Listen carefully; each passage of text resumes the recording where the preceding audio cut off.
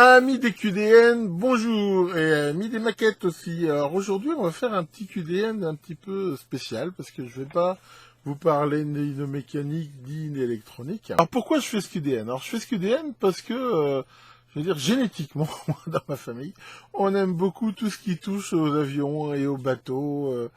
J'avais un grand-père qui était un des premiers pilotes bombardiers pendant la Première Guerre mondiale, là, sur les vieux coucous. J'ai un oncle amiral, un autre capitaine au long cours, enfin voilà. On est une famille où on est très avion et bateau.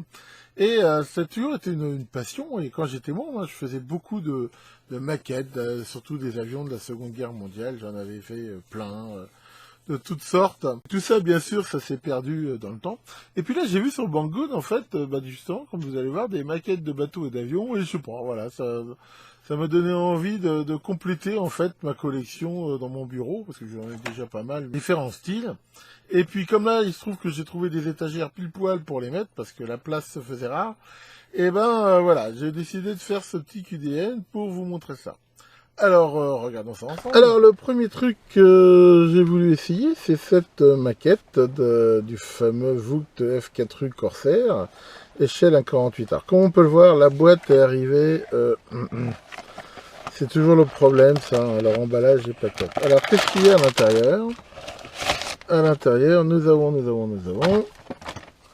une plaque. Alors, là, par contre, c'est pas réellement des décalques. A priori, ça ressemble à des autocollants qui, semble-t-il, feraient coller. Je ne sais pas exactement. Enfin, je vais regarder. Mais enfin bon, sinon le graphisme est pas mal. On a la notice de montage. Alors, c'est pas très clair si c'est une maquette qui se monte avec de la colle ou pas. A priori, il n'y a pas besoin. Ça doit être clipsable. Enfin, je sais pas. Je vais voir. De toute façon, s'il faut la coller. Et comme on peut voir, c'est une maquette, elle est pré-peinte, on va dire, couleur alu et blanc. Maintenant, rien n'empêche évidemment de peindre des détails ou carrément de la peindre correctement. Alors, il doit me rester de la peinture à maquette quelque part. Et un peu pareil, il y a quand même des détails qui sont intéressants. Par exemple, les roues apparemment sont en vrai caoutchouc. Ça, c'est pas forcément toujours fréquent. Sinon, non, la gravure, bon, c'est pas la méga qualité, hein. Mais honnêtement, j'ai vu pire. C'est vrai que les rivets là sont très très marqués. Enfin voilà, bon, c'était histoire de voir et puis d'avoir plaisir, voilà, de me refaire une petite maquette. Alors maintenant, voyons un petit peu le côté marine. Là c'est pareil, alors, on voit que c'est arrivé un petit peu... Donc là, je me suis carrément offert la flotte totale, hein, vu qu'a priori, voilà, il y a 8 navires. Alors, on va pas tous les regarder, on va en regarder un au pif. Par exemple, pourquoi pas celui-ci. C'est des maquettes tout à fait sans prétention, mais qui ont l'avantage d'être extrêmement vite montées, et c'est ça qui m'intéressait. Et qu'on voit que là c'est vraiment clipsable, voilà. Maintenant, ça se veut pas, bien sûr, être des maquettes d'un super réalisme, hein, comme on peut voir. Mais elles sont, la finesse de la gravure est quand même pas mal. Et là c'est pareil, avec un petit pinceau, on peut aussi quand même refaire quelques petits détails. Mais voilà, on voit quand même que c'est... Enfin, encore une fois, le rapport qualité-prix est pas mauvais. Et ça va me permettre de me faire une petite flotte là, sur ma nouvelle étagère. Et voilà, voilà. J'ai un oncle hein, qui, pour info, avait la passion de refaire en bois, hein, c'était un menuisier, tous les cuirassés existants. Et il faisait à peu près de cette taille-là.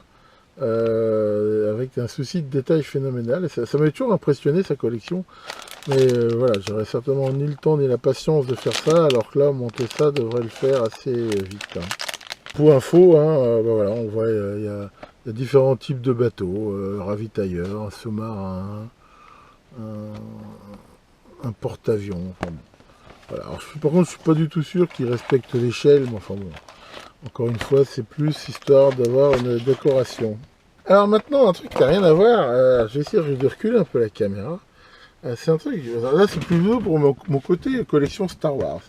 Donc là on voit ce robot hein, qui est, je sais plus comment il s'appelle, 49, K49, ou je sais pas combien de Star Wars.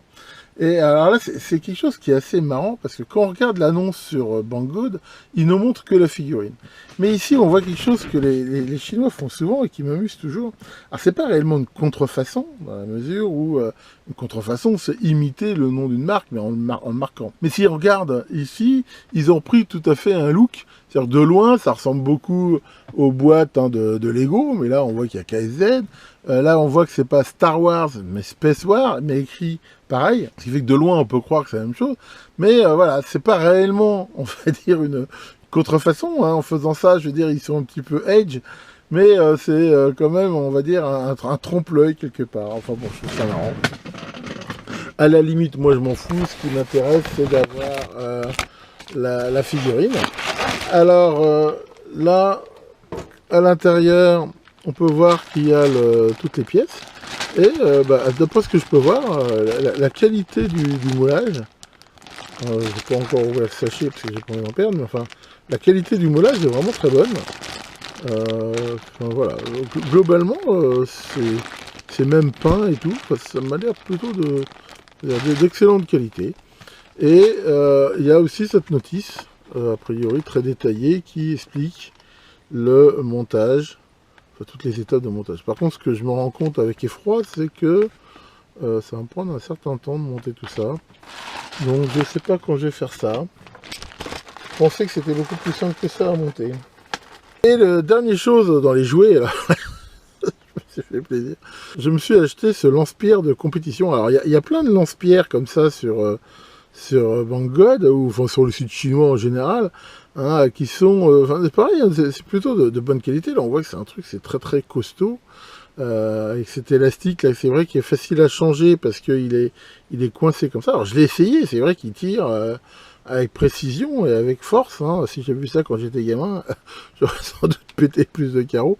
Alors en même temps, alors par contre, il y a une sorte de viseur avec une LED. Alors c'est très sophistiqué. J'ai pas trop compris comment ça marchait. Ici, voilà. Je sais pas si on voit bien. Je vais éteindre pour qu'on voit bien. Alors on voit qu'il y a une LED ici qui éclaire de façon fluorescente tous ces petits tubes. Alors, je pense que c'est censé être une sorte de viseur. Bon. Et il y a même, comme on peut voir ici, un petit niveau à bulle qui permet de le tenir vraiment comme ça. Bon, est-ce que ça permet de mieux tirer? J'en sais rien. Voilà, j'ai trouvé ça marrant. Et encore une fois, la qualité est plutôt bonne. Hein, voilà, c'est du costaud. Celui-là, au moins, je sais que il me pètera pas. Alors peut-être que je me prendrai l'élastique dans la gueule, ça peut arriver. Enfin bon, a priori, c'est assez facile à changer, mais voilà, un super lance-pierre, et ça, bah voilà, c'est mon côté gamin. Ce que je m'aperçois quand même, c'est que, encore une fois, j'ai déjà pas beaucoup de temps, que de monter tout ça, ça va me prendre quand même du temps. Alors, les bateaux, je pense que ça va aller vite, mais l'avion et surtout le robot, là, ça va prendre pas mal de temps. Puis en même temps, en rangeant ça dans mon bureau, je me suis aperçu que en fait, j'ai déjà d'autres maquettes en attente. J'ai une caravelle, un Rafale, un petit bateau que je voulais monter dans une bouteille, enfin voilà. Donc, je sais pas trop quand je vais faire ça. Voilà, je pense qu'un soir, voilà, où j'aurai envie de me délasser, je ferai ce montage-là. Tiens, Maurice, comment tu vas, Maurice? Tu voudrais voyager? Ah ouais, t'as un pote qui habite à Tchernobyl. Ah ouais, tu vas aller voir ton pote à Tchernobyl. Alors, si tu vas à Tchernobyl, je te conseille une spécialité culinaire là-bas. C'est les ailes d'agneau. C'est génial à ce qui paraît. Bien, allez, ce matin, j'ai été à un super vide-grenier près de chez moi et pour une fois, il y avait quand même des exposants, mais bon, c'est de plus en plus dur. Hein. Je veux dire qu'il fut un temps, dans les vides-greniers, j'arrivais toujours à trouver un peu des trucs électroniques et tout. Mais maintenant, je parle des fringues de mots, mais quelques antiquités, j'ai pas trouvé grand-chose. Enfin, c'est la vie, puis ça m'a permis de marcher un peu, ça peut faire que du bien. Alors, voilà, j'ai encore plein de trucs à faire et plein d'idées de vidéos. J'espère que ce petit QDN un petit peu hors série vous aura plu, et je vous dis à très bientôt pour de nouvelles vidéos.